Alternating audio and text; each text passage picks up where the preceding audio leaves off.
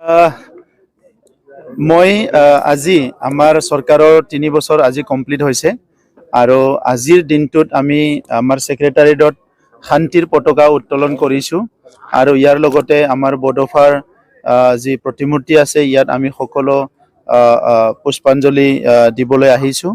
আৰু আজি আমি এটা ডাঙৰ এটা কাম এটা হাতত লৈছোঁ, সেইটো হ'ল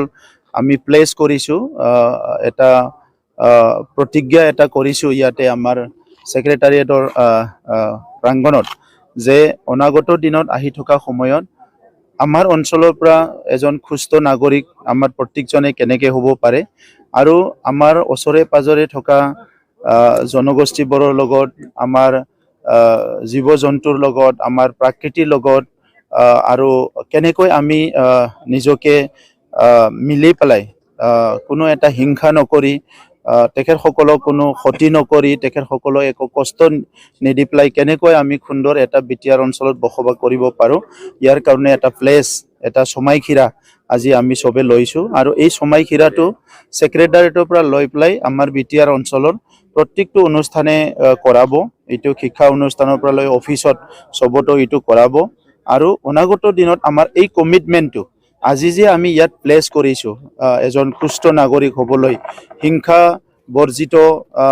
ইয়াত কোনো ধৰণৰ অসামাজিক অপ্ৰীতিকৰ ঘটনা যাতে ইয়াত নহয়, এই এটা গোটেই পৰিৱেশটো ভালকৈ গঢ়ি তোলাৰ কাৰণে আমি যে ইয়াত সকলো অংশগ্ৰহণ কৰিম বা আমিও এই এজেণ্ডাত চবেই কাম কৰিম, ইয়াৰ এটা প্লেচ আমি চবেই কৰিছোঁ আৰু মই ভগৱানৰ ওচৰত প্ৰাৰ্থনা কৰিছোঁ যে যোৱা 3টা বছৰত যেনেকৈ আমি ভাবাতকৈ বহুত বেছি BTR অঞ্চলৰ ৰাইজক এটা ভাল পৰিৱেশ দিবলৈ পাৰিছোঁ, অনাগত দিনতো যাতে এই পৰিৱেশটো BTR অঞ্চলৰ ৰাইজৰ কাৰণে আমি ধৰি ৰাখিব পাৰোঁ আৰু এই ক্ষেত্ৰত মই BTR অঞ্চলৰ ৰাইজ, সমাজসেৱক, বুদ্ধিজীৱী, ইয়াত থকা আমাৰ বিভিন্ন শ্ৰেণীৰ লোকসকল, চিন্তাবিদসকল,